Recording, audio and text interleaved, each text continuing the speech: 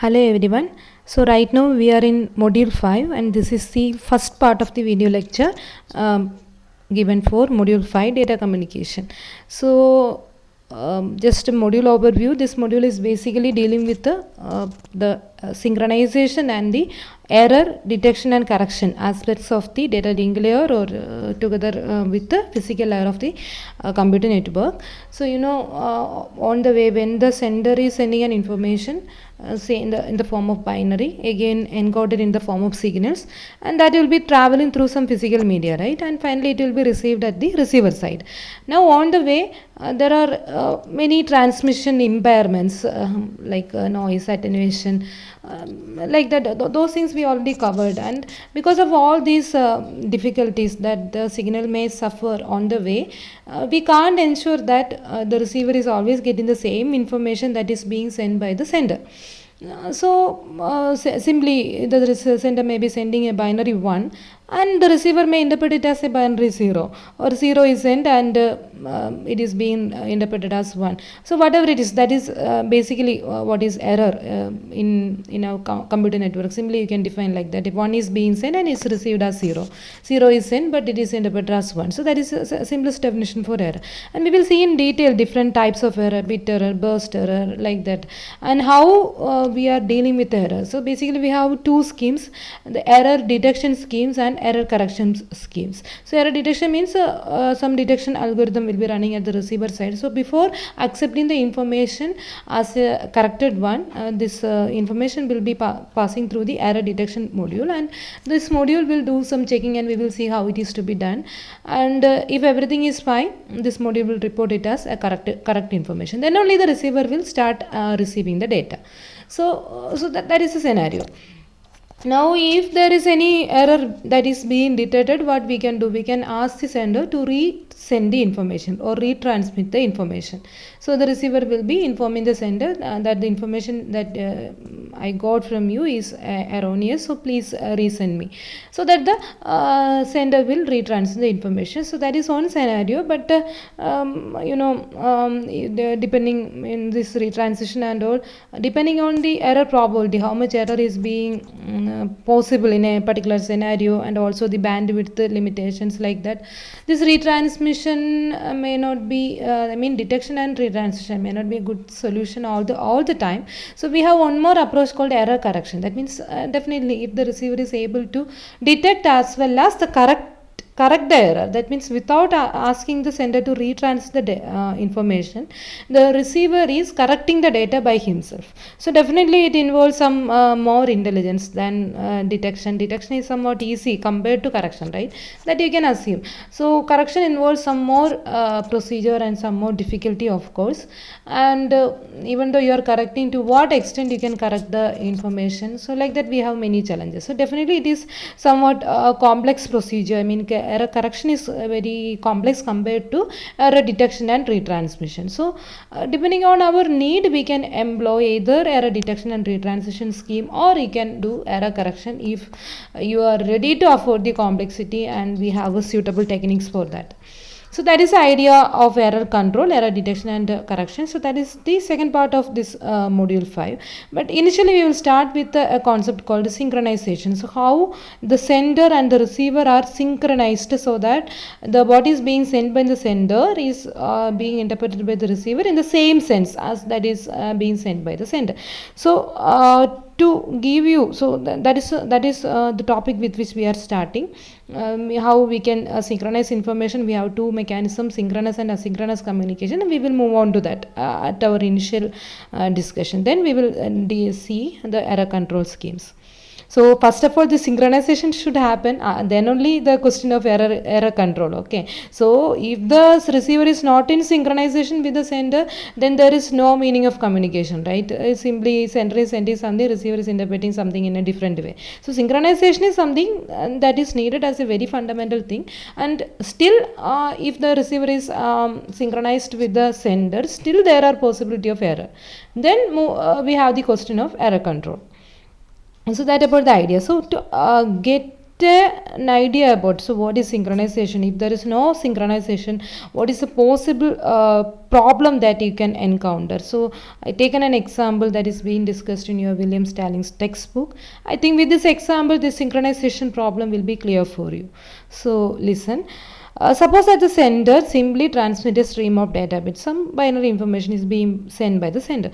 The sender has a clock that governs the timing of the transmitted bit. Like the concept of clock. Like at the beginning of each clock, a particular bit is being sent. Similarly, second clock, third clock. Like that, sender is having a clock. With respect to the clock of the sender, the information is being generated by the sender.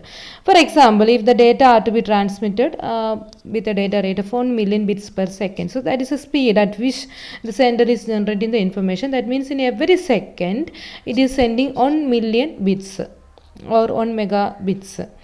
When it comes to binary, 1 mega, otherwise in decimal system, million. Okay, mega and million slightly different, but almost same. So you can normally take the meaning of million here. So then on what is million? 10 lakh, right? 1 million. Then 1 bit will be transmitted in every 1 by 10 power 6 seconds, that is 1 microsecond. So what is happening? The speed here is 1 mega bits per second. So in every second 1 mega, that is 1 mega or 1 million. Here normally in communication and all, this they are given the meaning of million. Okay, so million is 10 power 6. In every second we are sending 10 power 6 bits. Then what is the time taken to send a particular bit? Same thing we saw at different places. Simply 1 second 10 power 6 bits. So for sending 1 bit, the time taken will be 1 by 10 power 6 seconds. Okay, in 1 second 10 power 6 bits. So 1 bit 1 by 10 power 6 seconds. Now 1 by 10 power 6 is 10 power minus 6, which is micro, right? 1 microsecond. So the bit transmission time or 1 bit will be transmitted in every 1 microsecond. Also you can imagine like that, in every 1 microsecond. In microsecond, very small time, right? At every 1 microsecond you are sending 1 bit. So that is how the sender is transmitted the data. So according to the sender's clock, sender's clock is working in such a way that in every second it is sending 1 million information, or 1 bit is being sent at 1 microsecond of information time. Typically, the receiver will attempt to sample the medium at the center of each bit time. 1 bit time here is 1 microsecond, right? So, the time taken to send a particular bit is 1 microsecond. That is 0 to 1 microsecond, 1 bit will be sent. Now, 1 to 2 microsecond, the next bit will be sent. And 2 to 3 microsecond, the third bit will be sent. So, like that, the sender will be sending the data. Now, the receiver should also take the information with the same speed. That means at the end of every 1 microsecond it should take 1 bit from the sender, from the medium, because now the information is in the medium, right? So when it reaches the receiver, the receiver should also take 1 bit in every 1 microsecond. And the time is 1 microsecond in the sense like 0 to 1 microsecond. At what point the receiver has to take the information? The better way is the receiver can start taking the information at the middle of a bit, right? So middle of a bit means 0.5 microsecond. So 1 microsecond. So the first bit will be interpreted by the receiver at 0.5 microsecond. Now the second bit will be interpreted by the receiver at 1.5 microsecond, because second bit the duration is like 1 microsecond to 2 microsecond, right? So at the middle means 1.5 microsecond. So the third bit will be interpreted by the receiver by 2.5 microsecond. So like that, the receiver is taking the information from the medium at the middle of each bit time, that is at the middle of 1 microsecond time. So the receiver will time its samples at an interval of 1 bit time. So at the end of every 1 microsecond, the receiver have to interpret the data. That means the first bit will be interpreted at 0.5 microsecond. After 1 microsecond, again the second bit will be interpreted at 1.5 microsecond. After that 1 bit duration, that is 1 microsecond of time, the third bit will be interpreted at 2.5 microsecond of time. So that is the case. For example, the sampling would occur at every 1 microsecond in our example. This 1 bit time is the measure in the example which we taken where the data transfer rate we assumed like 1 million bits per second. So that is why you are getting the bit duration as 1 microsecond. If the data information transfer rate is something different, accordingly the bit duration will also vary, that you know, right? Now if the receiver times its samples based on its own clock, so definitely the sender is sending information based on its own clock. Now the receiver will be running a different clock, right? Its own clock. Then there will be a problem if the transmitters and the receiver's clock are not precisely aligned. So now the requirement is the sender and the receiver clock, they should be in synchronization with each other. If the sender is generating 1 million bits in every second, same way the receiver clock should be tuned in such a way that the receiver is also receiving the exact 1 million bits per second. Okay, or at the end of 1 microsecond the receiver should interpret 1 bit. So that should happen properly. If there is any micro means the variation maybe or we call it as clock drift rate, the drift of the receiver clock with respect to the sender may be very minute, but after simply by looking at the drift rate you feel like there is no problem, but at some point it may lead to some synchronization issues. So that is a scenario. We will take an example. For here we assume that the receiver clock is having a drift rate of 1%, or the receiver clock is having a drift of 1% with respect to sender clock. So you know 1% is a very small value. That means the receiver clock is 1% faster or slower than the transmitter's clock. So just as an example we take an 1%, but even the receiver clock may be say 0.0001% drift from the sender, still we have the problem, but the problem may be occurring after some long duration of time. So like that. So just for explaining the concept, we assumed that the drift rate is 1%. So just for the calculation point of view. Then what is happening? Then the first sampling will be happening at 0.01 of a bit time, that is 0.01 microsecond away from the center of the bit. You know, typically in our example 1 bit duration is 1 microsecond, so that the receiver is sampling the information at the middle of each bit, that means 0.5, 1.5, 2.5 like that. Now if the receiver clock is exactly in synchronization with the sender clock, then it will exactly receive the information at 0.5, 1.5, 2.5 like that. But in our example the receiver clock is either 1% faster or 1% slower than the sender clock. So whatever it is, if it is faster, the interpretation, I mean instead of that 0.5 microsecond it will be interpreted some value less than that 0.5. If it is slower, the receiver is not ready at 0.5 microsecond, so that it will decode sample the information at the receiver side after this 0.5 microsecond. So what is happening? 1% is our drift rate. That means 1 microsecond is the bit duration. So what is 1% of 1 microsecond? 1 microsecond into 1 by 100. That is 0.01 microsecond. So you know 0.01 microsecond is a very very small value, but that much drift you can expect. That means it will not interpret the receiver will not sample the information exactly at 0.5 microsecond for the first bit. It will be sampling the information 0.01 microsecond less than 0.5 microsecond or 0.01 microsecond greater than 0.5 microsecond, depending on whether the clock is 1% slower or faster respectively. Hope it is clear. Sorry, faster or slower respectively. So you can expect, don't expect that the receiver is decoding the information at 0.5 microsecond. It will be having a drift of 0.01 microsecond with respect to the sender. Now for the first bit it is not a problem, because instead of taking the information at 0.5 microsecond, you are taking the information at 0.5 minus 0.01. So that is very near to 0.5 only. Means as long as you are sampling your information from 0 to 1 microsecond, things are fine.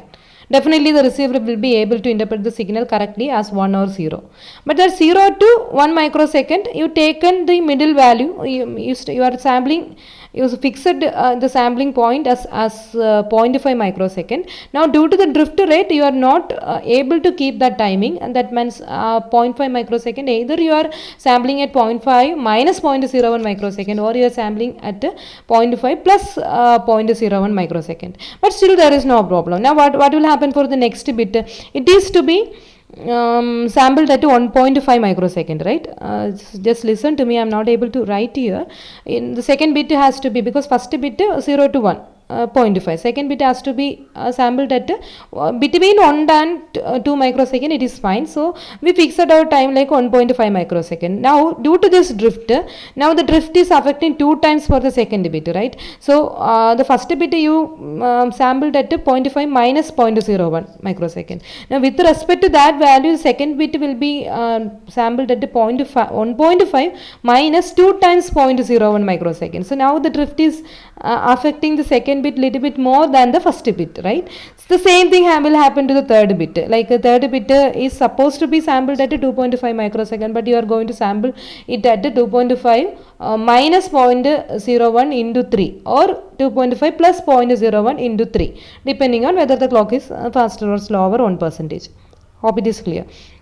So still there is no issue, but when it is going to make an issue, so you keep on the point that middle value, 0.5, 1.5, 2.5, if you are subtracting any value up to 0.5, it will be in the range.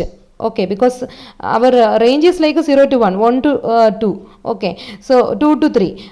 Suppose the middle value is 2.5. So this 2.5, you can interpret the information which is to be sampled at 2.5, you can interpret correctly if the drift rate is within 0.5 microsecond. So if it is within 0.5 microsecond, 2.5 minus 0.5 will be 2, and 2.5 plus 0.5 will be 3. But if it is crossing this 0.5 microsecond, if the drift is exceeding 0.5 microsecond, definitely instead of taking the current bit, you will either take the previous bit or the next bit, assuming that this is a current bit. So that is how it is going to make a problem in our communication. Okay, hope it is clear. If not clear, you listen to my explanation once again, or you can simply these things are there in your textbook, I just taken from that only. Read and understand. I think it's a very simple concept, just give some attention to it. So when it is going to happen, the drift has to be 0.5 microsecond. Till that there is no issue. After that, once you cross the drift value to be 0.5 microsecond, it will create an issue. So 0.01 microsecond is the drift happening for the first bit. For the second bit, it is 0.01 into 2. For the third bit, it is 0.01 into 3 microsecond. Now 0.01 into 50 will be 0.5 microsecond, right? That means after 50 or more samples, the receiver may be error because it is sampling in the wrong bit. That means 50 into 0.01 will give you 0.5 microsecond. So that is our boundary, right? From the middle value, if you subtract 0.5 or you add 0.5, that you are at the boundary of your bit. So just a small drift means just one more immediately on the next bit. So till 0.5, till the 50th bit, you will interpret every bit correctly, because you are having a drift, but that drift is within the bit duration. Okay, you are not exceeding the boundary of the bit duration of total 1 microsecond of time from the sender. So once you cross this 50th bit, that means 51st bit onwards, definitely 51st bit, you are from the receiver point of view, the receiver is receiving the 51st bit being sent by the sender, but actually the receiver is receiving 50th bit. Okay, or 52th bit. Both can happen, whether the sender's receiver's clock is faster or slower with respect to the sender's clock. Anyway, it is not going to interpret the correct bit. Okay, so this is simply what is synchronization problem, and how you can the simplest solution is the receiver should be in synchronization with the sender. Okay, it should exactly run the same clock, but definitely it's a physical clock. We are using small drift is an obvious phenomena, so definitely synchronization issue will be there. So in addition to the clock, so the clock synchronization have difficulty, right? How much you are trying, very minute drift you can expect always. 100% clock synchronization, physical clock synchronization is not possible. So there should be some other mechanism to deal with the synchronization issue. So that is, other than the physical clock, what extra the sender can do and the receiver can do, so that the receiver be in synchronization with the sender is what we are going to see in our discussion. So for smaller timing differences like maybe 1% or 0.0001 percentage, but still it may be a problem, but the problem will occur very later, not on the 50th bit. It may be occurring in the 5000 bit or 50,000th bit, whatever it is. But that means if you the timing difference is very very small value, the error would occur very later, but still error will come, right? But eventually the receiver will be out of step with the transmitter if the transmitter sends a sufficiently long stream of bits and if no steps has been taken to synchronize the transmitter and the receiver. So the mechanisms that we can employ to synchronize the transmitter and receiver, that we will see. If you are not taking any such measures and there is some small differences, drift in clock, and you are sending long stream of bits, because if the drift rate is something like 0.00001 percentage and you are using a maximum accurate clock, definitely the error will occur after some longer time. Okay, but if you keep sending information for a longer time, definitely there will be error, but it may be the error which can occur may postpone. Okay, so that is the idea.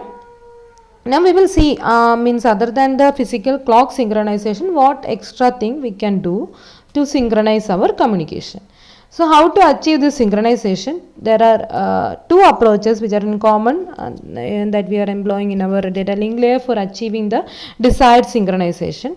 That is asynchronous transmission and synchronous transmission. So you should be clear about the differences. We will see one by one and how things are happening inside this. So depending on our need, we can either depending on our need as well as the facilities we are having, we can either employ the asynchronous transmission or synchronous. So in asynchronous transmission, simply you can understand like that. Detail we will see in our next part. The data are transmitted one character at a time with the start and stop code. So start bit and stop bit, or start bit, some sequence of bits. So simply for each character, we are differentiating that character from the other character. So here it is not a continuous communication, right? So you can see the discontinuity. So you want to send some information, right? So definitely some megabits of information, whatever it is, you divide that information which is to be transmitted into different characters. Character 1, character 2, character basically maximum 8 bits, right? 1 byte, that is the typical length of a character by default.